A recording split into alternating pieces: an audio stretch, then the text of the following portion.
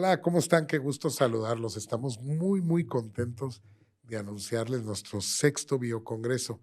Y ahora nos halaga muchísimo, nos enorgullece que lo vamos a presentar en Colombia, en la ciudad de Bogotá, en la Cámara de Comercio. Entonces, los boletos están muy accesibles, no hay pretexto.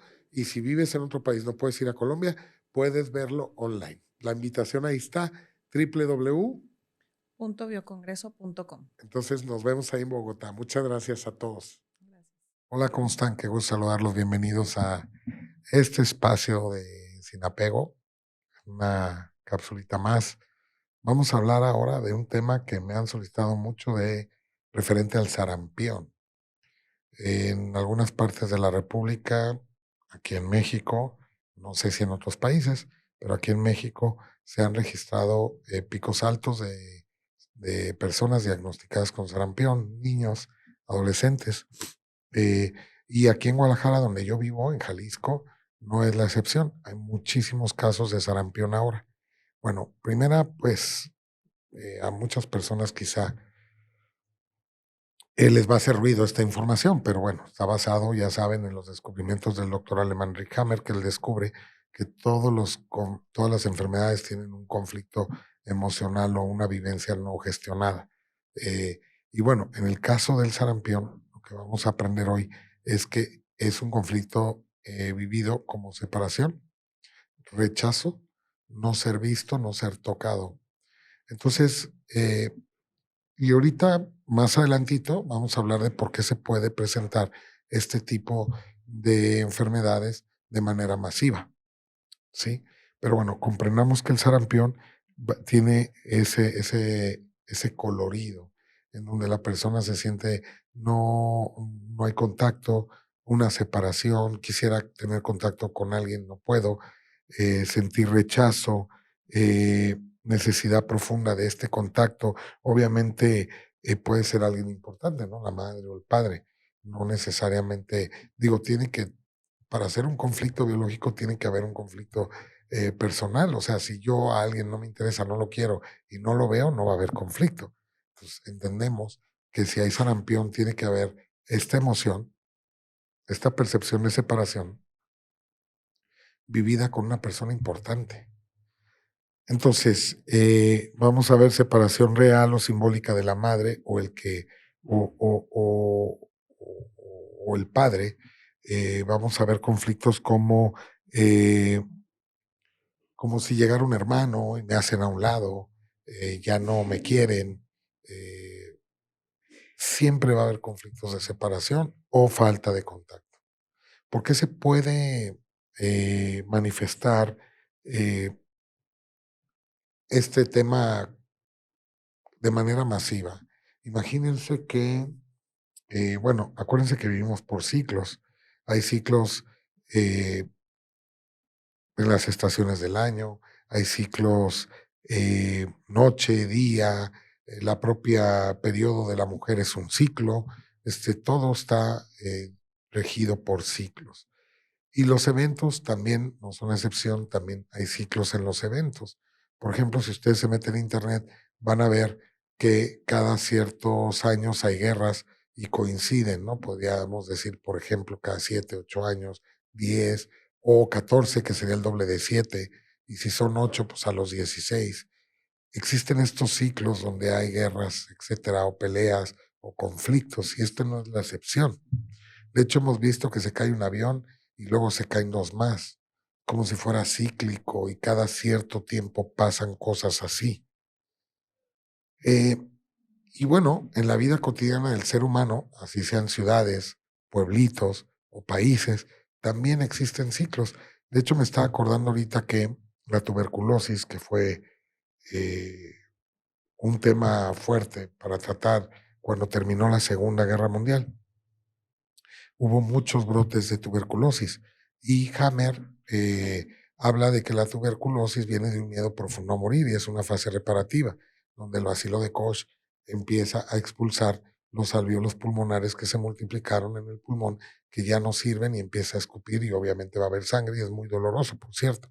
Entonces, pero él marca que es esta parte donde en la fase activa de estrés, donde hubo miedo a morir, se multiplicaron los alvéolos pulmonares, y en la fase reparativa, cuando la persona se relaja, en este caso se acaba la Segunda Guerra, y entonces empieza la persona a reparar. Y esa fase reparativa, que también puede matar a una persona o puede hacer que se acabe su energía vital y por ende puede morir, este, pues es una fase reparativa, pero se necesita energía. Y si no la hay, no se come bien, y si no se reposa y no se es atendido por un médico, entonces la persona puede perder su existencia en ese proceso también. Pero la cuestión es que esta va a llegar hasta que se termine, en este caso la Segunda Guerra se acabó, empieza la fase de reparación donde se escupen estos alvéolos pulmonares. ¿Por dónde los vamos a sacar? Pues a través de la boca, porque estamos hablando de que esta multiplicación celular, esta eh, eh, multiplicación excesiva de los alvéolos, esta mitosis, se dio en el pulmón. Entonces, ¿por dónde los vas a sacar? Por la boca, evidentemente. Así como si fuera el colon, lo sacaremos por el recto, pues aquí sería por la boca porque es el pulmón. Entonces, obviamente el ver sangre y ver lo que estás pasando y lo que estás sintiendo, pues la persona vuelve a entrar a un conflicto de miedo a morir. Y eso puede hacer un loop o una bucle en donde la persona no salga de ahí. Y esto es bien importante saberlo, porque si la propia tuberculosis causa un miedo a morir por ver lo que está pasando y te asustan, quizá los médicos, pues pueden reactivar el conflicto. Y eso entonces va a haber otra vez multiplicación celular de los alvéolos, y va a haber más sangre, va a haber más expulsión, va a haber más desgaste hasta que se acabe la energía vital y la persona ya no viva. Entonces, pero en esa época, la segunda, perdón, me gusta explicar con profundidad, pero no es el tema la tuberculosis de esta cápsula. Lo que quiero expresarles, comunicarles es que en esa época se juraba que había habido bombas con virus y que habían expandido esa onda y que se habían habido una infección masiva. Y otros pensaban que era una peste y que se habían contagiado, etcétera. Pero realmente, después de la Segunda Guerra Mundial, pues la gente estaba reparando este conflicto. Empezó en esta fase reparativa y muchas personas eh, murieron, ¿no? Tristemente, pero bueno, esto habla de cómo funcionan estas enfermedades masivas.